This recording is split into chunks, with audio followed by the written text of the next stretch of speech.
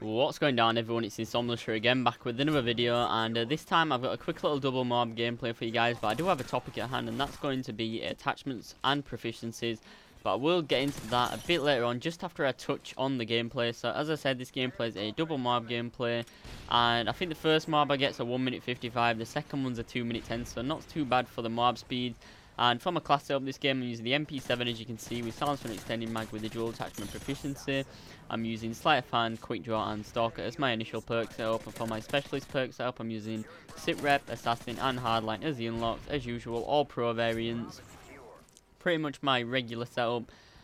And the reason I actually chose this topic for this video is because of the comment section, the comments I've been getting in my recent videos, and in my past couple of videos I've been getting bombarded with comments in the comment section asking me why I use the perks, why I use the attachments I use, why I use the proficiencies that I use, and more specifically the main question that I got asked was why I use silencer and extending mag over the silencer and rapid fire. Now I'll jump into this straight away and start off by saying, in my opinion, and probably most of you guys' opinions, the silencer is pretty much the god attachment to use in Modern Warfare 3. Overall, it's the best attachment to use, and I'm pretty sure most of you guys will agree with me when I say this.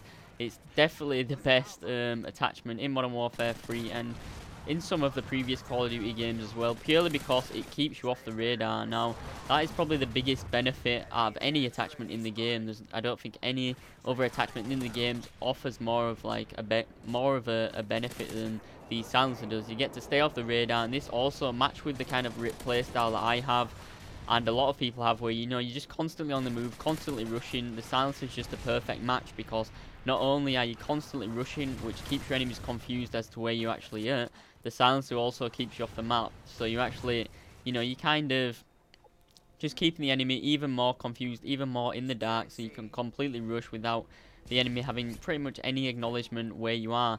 Whereas, if a camper were to use the silencer, then, the enemies would still know where they are, because obviously they're camping. Even though they're not showing up on the map, they could still get revenge kills. So the silencer's more, you're going to benefit using a silencer a lot more if you are using a really rush-based playstyle and you're rushing all around the map.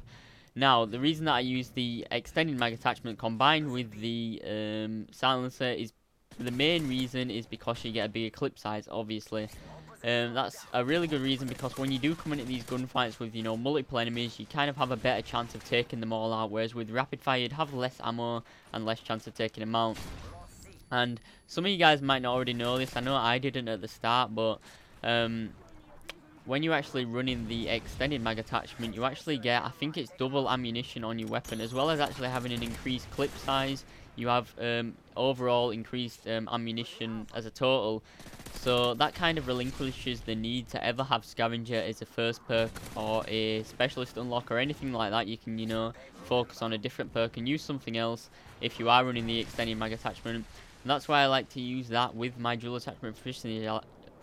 Dual attachment proficiency. I like to use both of them as a combo for those two reasons, and I will get into some more reasons in a sec. But the reason I like to use the dual attachment proficiency is because it is pretty much the best perk. You're better off starting with two perks as you unlock, because that is the only proficiency that doesn't get unlocked when you actually get your specialist bonus. The only other proficiencies I'll really use is either kick. If I don't have my attachments unlocked yet, then I will use kick. I don't really use range or any of these other proficiencies, just because I prefer to have less recoil, so I do use kick if I don't have my attachments. But if I do have my attachments, I will use a dual attachment proficiency. And the only time I'll ever use any other proficiencies than that is on my sniper rifles, which I'll use the impact. Unfortunately, you can't have impact or FMJ or whatever on your submachine guns like you could in like Modern Warfare 2 and stuff like that, which would have been awesome. I would have probably been running that all the time, but unfortunately you can only get it on snipers in this game. But now I'll just jump into why I don't like to use rapid fire on most of my weapons. Now, there was a time when I run a rapid fire on pretty much all my weapons, apart from the UMP. I would run rapid fire on the PP90, the P90, the MP7, and pretty much all of my guns that I could run it on. I'd just run it all the time.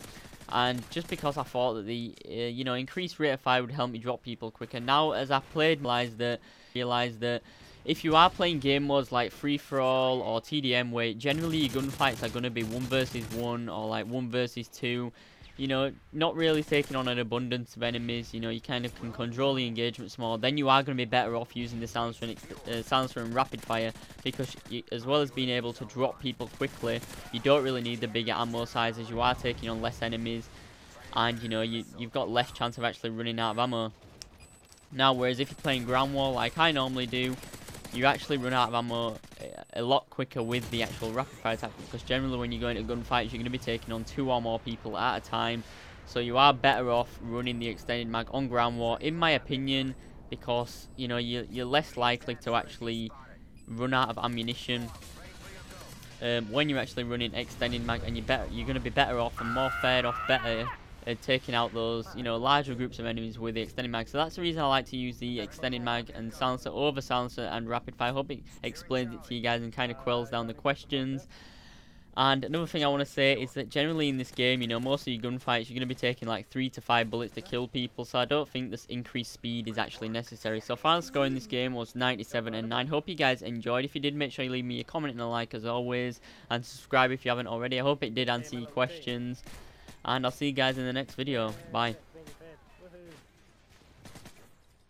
Thank God I didn't go like a bitch, because I would have made myself look like a big tit.